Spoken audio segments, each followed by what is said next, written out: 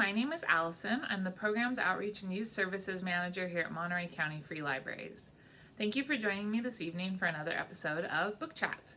Tonight I'm going to be chatting with you about a cute little romance book that I read recently called The Very Secret Society of Irregular Witches. And this is by Sangu Mandanna. I picked this book up because of the cover. I liked the cover, I liked the title. I have recently been kind of avoiding romances. I went through a little bit of a phase where I felt like they were too predictable for me, and I just found them kind of boring. That being said, if you've watched some of our other book chat episodes, you know that I really like horror and murder mysteries, and I found that I was getting into a rut with those as well, finding them a little formulaic. So I decided to switch back to a couple of romances, and this one and one that I'll do in a later book chat I just found to be really cute and kind of break the mold a little bit in terms of what I had been reading in the romance genre. I know that there are some very diehard romance readers out there who would probably disagree with me about it being formulaic. But anyways, that's all a little bit of a tangent to lead into that. I really enjoyed this because it was different than some of the romances I had read more recently, like in the last year or so. So I'm going to read you the back of the book.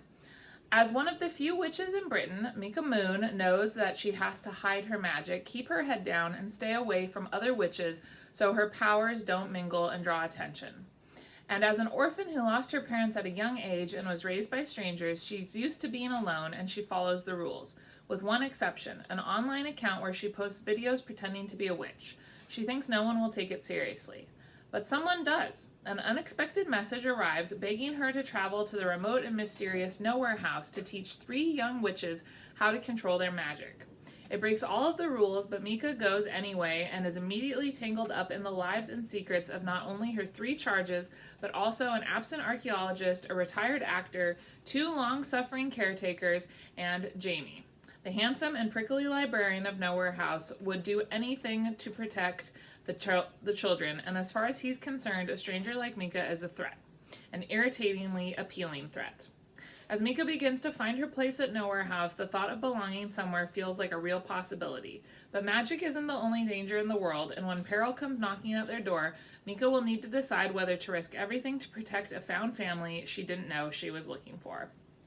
So what I really liked about this book is that there is a lot more going on than just the romance. So there is a lot of background on Mika, the main character herself, her upbringing, her feelings of isolation as a witch in England, and then her relationship to other witches, as well as to her caretaker, as well as to the person who raised her, who is an older witch named Primrose. And in this world, all witches are orphans, or at least motherless. Their moms die soon after giving birth. So Mika was raised by this woman named Primrose, who is very into following the rules. And one of the rules she has established is that witches need to be isolated so that their powers don't mingle together and draw attention, as the book said.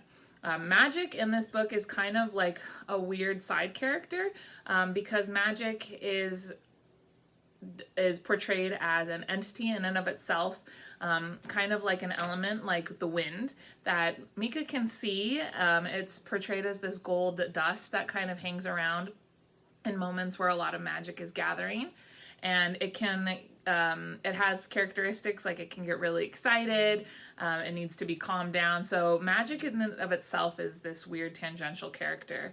And so the romance part was a big factor. You can tell there's tension between her and Jamie, and of course you think that they're probably going to end up together. It's a will they won't they type thing, very common in a lot of romances, but it's just one of the many storylines that's going on. There's the whole storyline with Mika's identity. There's a storyline with her befriending these 3 young witches who are all under the age of 10. And then there is this looming threat. They all live in this one house, and somebody is coming to check something at the house, and they're trying to make sure that these witches can control their magic while this person comes into the house and is kind of poking around asking questions. So there's a lot of other stuff going on besides just the romance. And that's what I really liked about it, was there were a lot of different elements. I thought this was a really, really cute, cozy read. It would be perfect to read as we're coming into the fall season. It is set in England, and so there's a lot of atmosphere, rain. It's set in the late fall, so November going into December, going into late December. So it's very atmospheric in that sense, and I just think it would be a really cozy read to read as we're going into fall. So again, that's The Very Secret Society of Irregular Witches. We have it in our collection, and I would recommend it if you're looking for a little cozy romance to read. Thank you so much for joining me this evening. I'll see you next time. Bye-bye, everyone.